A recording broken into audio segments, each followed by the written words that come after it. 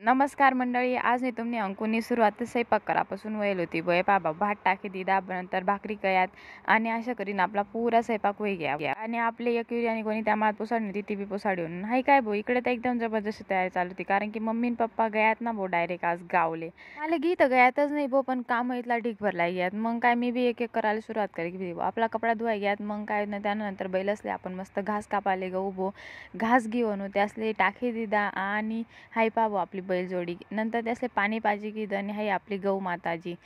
त्यासले मस्त सगळ्यासले पाणी पाहिजे दिलं आणि मस्त सावलीमा बांधी त्यात बो आणि मस्त घास बी टाकी दिदा पा बरं कशा एक नंबर दिसतं एवढं झाल्यानंतर तुम्हाला वाटत होई बो अंकुल आता काही काम नाही असे काही नाही शे बो घरातला आज गण आवर नशे मग काय आपण चकाचक गॅस घशी घेदा त्यानंतर आपण मस्त फरची पुशी घेली